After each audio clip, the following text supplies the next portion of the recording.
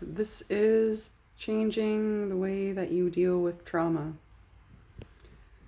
So, I think that for a lot of us, when we go through traumatic events, one of our first instincts is to kind of, shut down and to isolate and to try and create distance in space from that event, which I think is, perfectly natural process. I think a lot of the times, we get so stuck in this belief that there's something wrong with us when we're feeling that pain.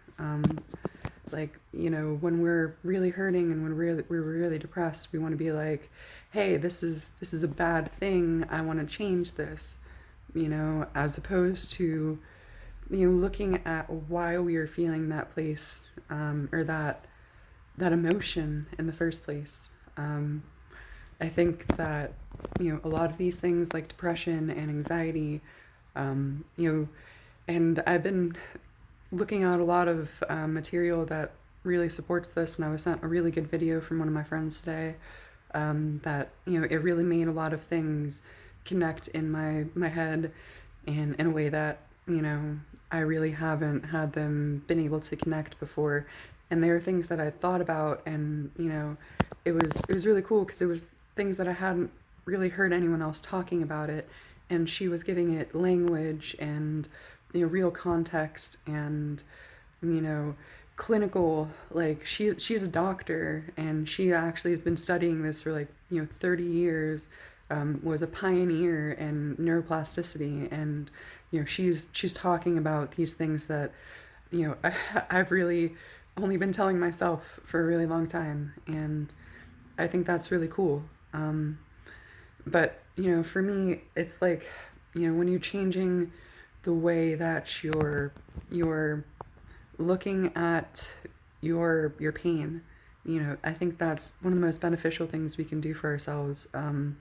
Because depression and anxiety, while they are symptoms of the things that are going on in your life, they're not a disease.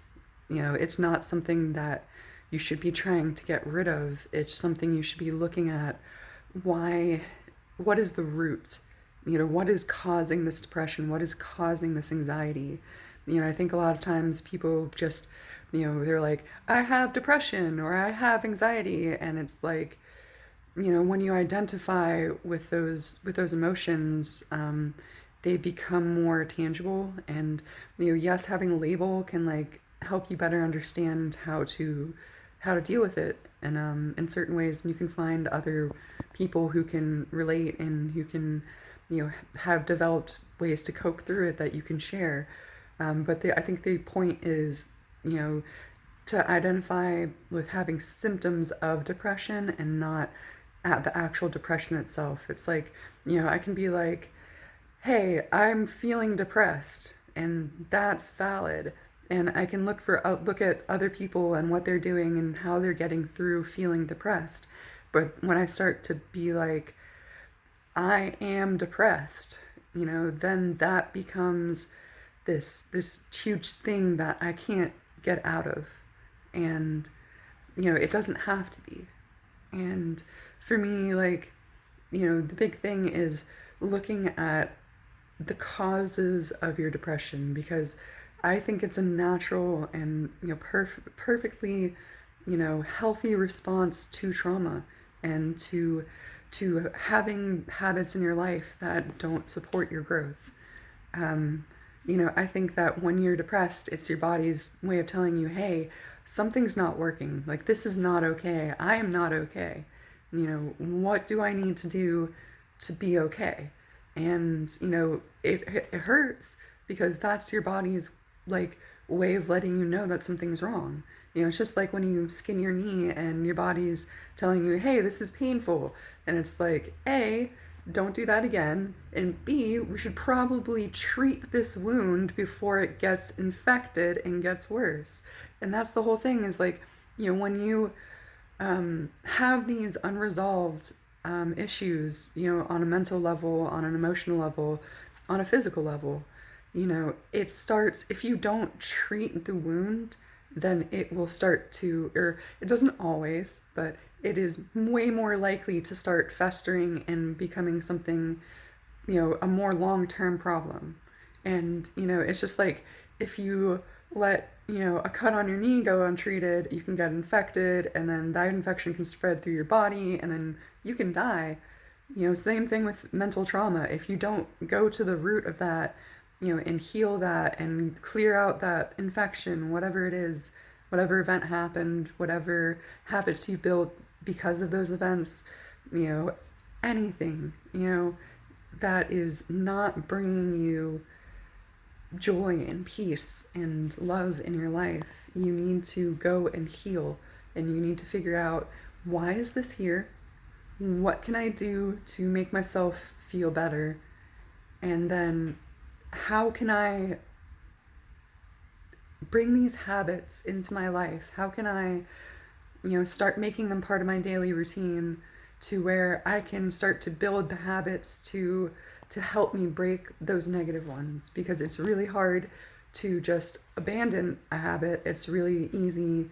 It's much easier to replace it with something else. So I think that's just, it's really important to go in and do that work and to give yourself the space to heal. It doesn't matter how long ago something happened, if it's still causing you to be continuing those unhealthy and those unpleasant cycles that are not bringing you anything into your life, or anything positive into your life.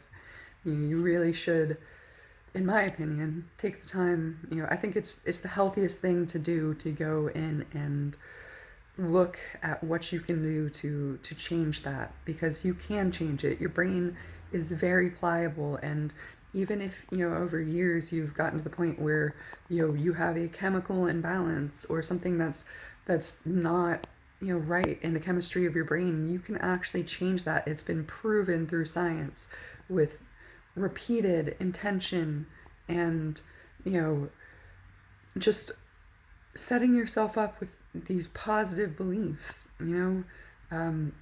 There's the woman who was doing this video today, she literally spent her entire career proving the brain's ability to change, and it is incredible how much you can do inside your own brain. She does this wonderful explanation, like, your mind is different than your brain, and your mind is what is actually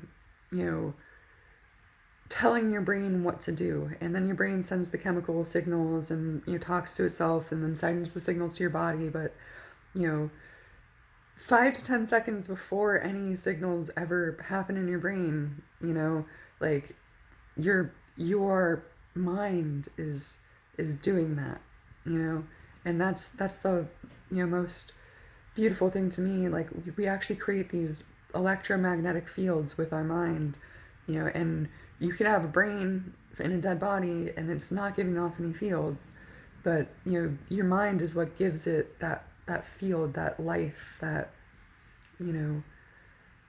that spark. And your mind has the ability to change your brain. Your intentions have the ability to change your life, and you have the ability to change anything that is not serving you. So I really, just from the amount of benefit I've gotten in my own life, I urge anyone who is watching this video to do that work and to dig as deep as you can into that, and to learn how to be okay with not being okay, but knowing that it's not something wrong with you. It's something that is happening as a result of your situation. And I do realize there's only so much you can change if you're trapped in a bad situation at the moment. But I think one of my favorite comedians really said it best. You can always do like 5 minutes a day, to just bring you into a place that you're more joyous. And then the more you do that, the more it's going to become a foundation in your reality. And there are so many times when I've been depressed and I've been just wanting to go and sleep and tune out and not do anything, and I make myself make a video, or I make myself draw something, or I make myself, play some music. And those little things, even if it's 10-15 minutes a day, they make me feel better about my situation. And if you start to do the things that make you feel better, you'll find more things that you can incorporate into your life. And the more of those things that you bring into your life, the more able you are to shift out of that negative situation that you might be trapped in. And it's not something that happens overnight. It's not something that, is just going to come to you all of a sudden. It is a series of dedication and work and, slowly changing those habits. It takes about 63 days to fully change, one habit, because, those 21-day cycles, they are, valid, but, it can take more than one, and oftentimes it takes about three. It doesn't always, if your brain's working stronger, if it's in a more healthy place, then, it can take less time. If it's in a more negative place, it can take longer. But at the same time, it takes a really long time to change those habits. And, I don't want anyone to get discouraged because they're not getting the results that they want. And it's, taking longer than they might think because it took you so long to build those habits. It's really going to take you a long time to get out of them. But neuroplasticity is a proven science, and you can do it. And I urge all of y'all to believe in yourself, because it has made such a huge difference for me. But I'm going to do some positive affirmations, speaking of neuroplasticity, and that'll probably be it. But I am love, I am light, I am full of abundance and joy. I am a gift to the world around me, to my friends, to my family. I am caring, I am strong, I am compassionate, I am guided by the forces of light in this universe. I am powerful, I am capable, I am independent, I am so strong of mind, heart, body, and spirit. I am a gift, and I am full of creative energy.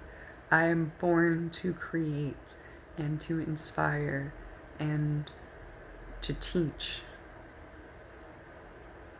I am full of joy, and everything that I do and every action that I carry brings me more joy, because I am love. I am peace. I am perfect in my own harmony, in the universe's harmony, and everything is going to unfold in front of me and alongside me and behind me exactly how it needs to go. And I'm so grateful for the opportunities that have presented themselves in front of me, for the friends that have put themselves in my life, for the love and care and sincerity I have opened up for every single moment within inside myself and within the world around me. I am a beacon of truth and sincerity, and I will radiate as long as I can, and then I will radiate some more. Much love. You are love. You are light. You are gods and goddesses within their own rights. You are the eternal flame that springs within all of us. You are the ocean, because the ocean is a multitude of drops. We are the universe, and we are taking the time to heal. Thank you for watching.